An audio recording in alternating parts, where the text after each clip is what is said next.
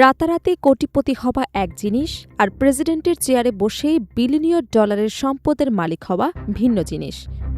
ইতিহাসে অনেক মার্কিন প্রেসিডেন্ট ক্ষমতা পেয়েছেন, কেউ খ্যাতি অর্জন করেছেন, আবার কেউ রেখে গেছেন রাজনৈতিক উত্তরাধিকার। কিন্তু ক্ষমতাকে এত বড় আর্থিক সাফল্যের রূপ দেওয়ার নজির খুব কমই দেখা গেছে। নতুন আর্থিক তথ্য বলছে, দ্বিতীয়বার হোয়াইট হাউসে ফেরার পর মাত্র 1 বছরেই ডোনাল্ড ট্রাম্প আয় করেছেন প্রায় $2.2 বিলিয়ন।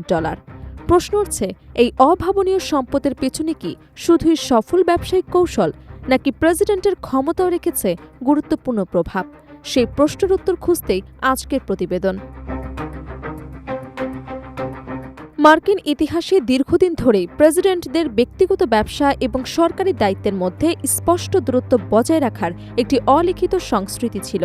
সাবেক president Harry Truman white house ছাড়ার পর সামান্য পেনশনেই জীবন কাটিয়েছিলেন, আর জর্জ ডব্লিউ বুশ প্রেসিডেন্ট হওয়ার আগেই নিজের বিনিয়োগ ব্লাউন ট্রাস্ট-এ হস্তান্তর করেছিলেন, যাতে সরকারি সিদ্ধান্তের সঙ্গে ব্যক্তিগত স্বার্থের সংঘাত না ঘটে।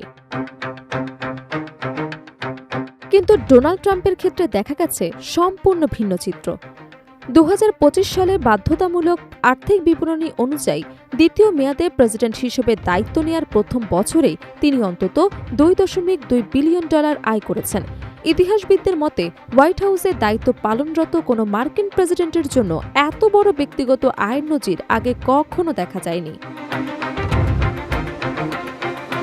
এই আয়ের সবচেয়ে বড় উৎস ক্রিপ্টোকারেন্সি খাত।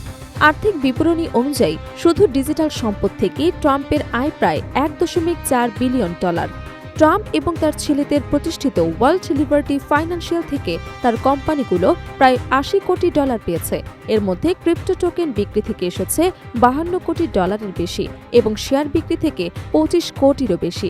পাশাপাশি নিজের ট্রাম্প মেমে কয়েন বিক্রি করে তিনি আরও প্রায় $63 কোটি 50 লাখ আয় করেছেন। মাত্র 1 বছর আগের তুলনায় এই খাতে তার আয় প্রায় 9 গুণ বেড়েছে। রয়টার্সের হিসেব অনুযায়ী দ্বিতীয়বার ক্ষমতায় ফেরার পর থেকে ট্রাম্প পরিবার ক্রিপ্টো সংশ্লিষ্ট বিভিন্ন উদ্যোগ থেকে অন্তত $2.3 বিলিয়ন আয় করেছে।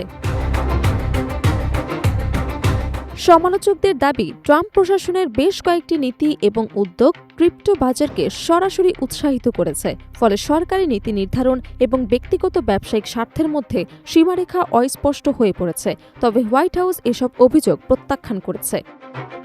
মুখপাত্র অ্যানা ক্যালির দাবি, প্রেসিডেন্ট তার পরিবার কোনো ধরনের স্বার্থের সংঘাতে জড়াননি এবং প্রশাসনের প্রতিটি সিদ্ধান্তই মার্কিন জনগণের স্বার্থে নেওয়া হয়েছে। ক্রিপ্টোর পাশাপাশি ট্রাম্পের গলফ কোর্স এবং বিলাসবহুল রিসোর্ট থেকেও আয় বেড়েছে উল্লেখযোগ্যভাবে। 2025 সালে এই খাত থেকে তার আয় 15% বৃদ্ধি পেয়ে $50 কোটি ছাড়িয়েছে। ফ্লোরিডার মার এ লাগো রিসোর্টের প্রায় 1 বছরে $5 কোটি থেকে বেড়ে $7 কোটি 70 লাখ পৌঁছেছে। একই সময়ে ওয়েস্ট পাম বিচ গলফ ক্লাবের আয়ও উল্লেখযোগ্য হারে বৃদ্ধি পেয়েছে। এছাড়া বিভিন্ন সংবাদ মাধ্যমের সঙ্গে আইনি রফাদফা থেকে $8 কোটি বেশি এবং বিদেশে তার ব্র্যান্ড ব্যবহারের অনুমতি দিয়ে আরও $5 কোটি 20 লাখ আয় করেছে ডোনাল্ড ট্রাম্প। যদিও আবাসন ব্যবসার আয় আগের তুলনায় ধীর গতিতে বেড়েছে। একই সঙ্গে আর্থিক বিবরণীতে চার্লস শোয়াব ব্যাংক থেকে $5 কোটি বেশি ঋণের তথ্য উল্লেখ করা হয়েছে, যদিও সেই ঋণের উদ্দেশ্য প্রকাশ করা হয়নি।